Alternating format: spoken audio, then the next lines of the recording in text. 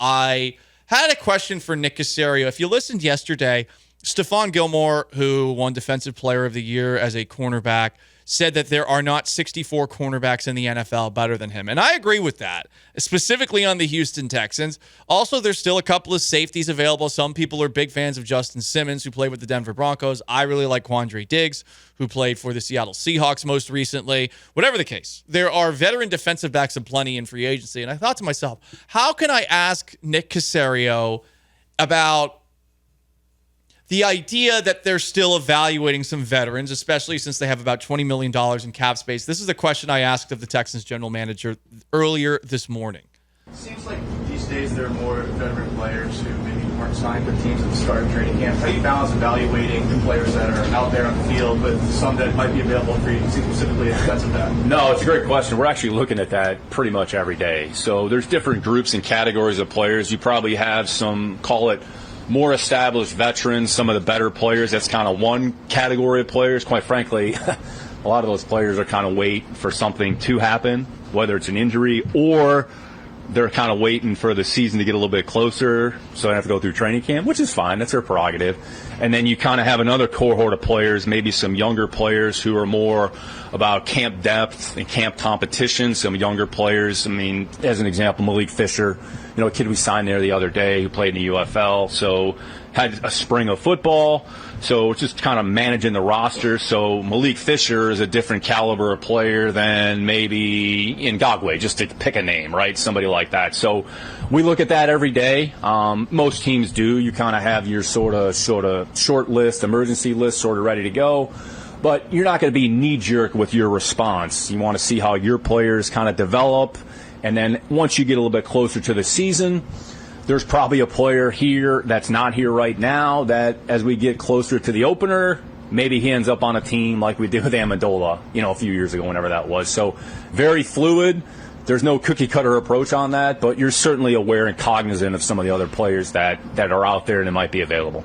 He always keeps things close to the vest, and the Texans are very proud of the fact that very few leaks get out of the building. Go back to the draft last year before they took C.J. Stroud and Will Anderson.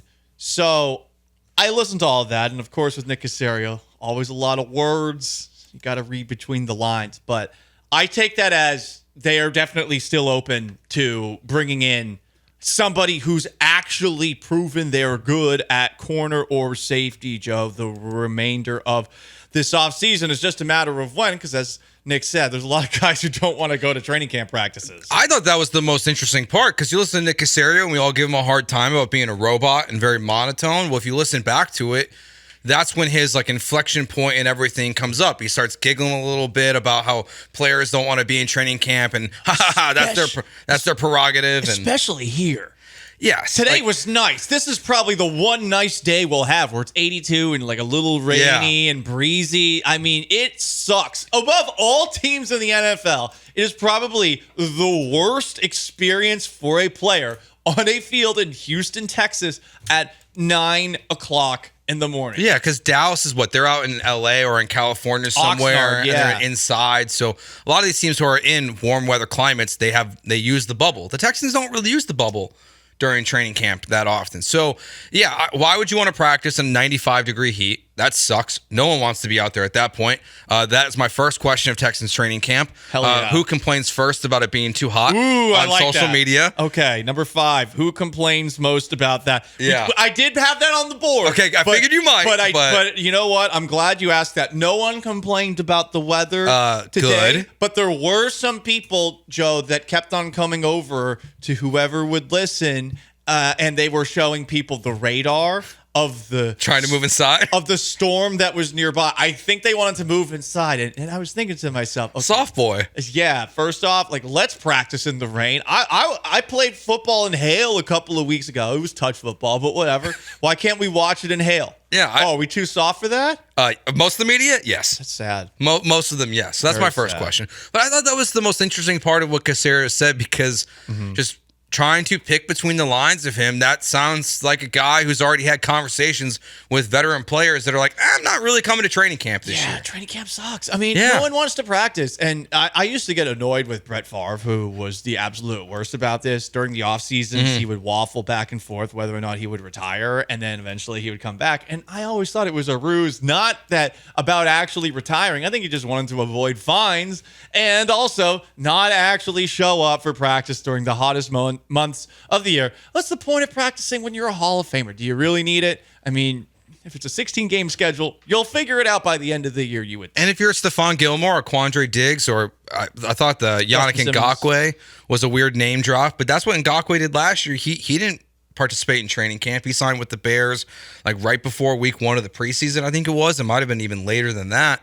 So that to me was kind of just it perked my ears of like, okay, maybe they are having conversations with some veteran players. And look, a lot of it's going to depend on Lassiter, really, and Henderson and Okudah. If those guys have a good training camp against the best wide receiver core in the NFL, then that probably gives them a signal that we don't need to sign a DB. If they're out there getting cooked every single day by Nico and Tank and Diggs and Mechie and Woods, then yeah, you're going to have to sign a corner. Like, that's the one advantage the Texans have, is that if it's a bloodbath every day for the defensive backs, they're going to be able to tell very easily how much help they need. And for what it's worth today, it's the first day. No one's wearing shoulder pads. You always wonder how hard everybody is going. But there are a couple of moments where I saw Tank Dell with Kamari Lassiter, the second-round pick, lined up on him. And Stroud found Dell on a really pretty and very accurate seam pass, the first pass that he threw in 7-on-7s with Lassiter in coverage.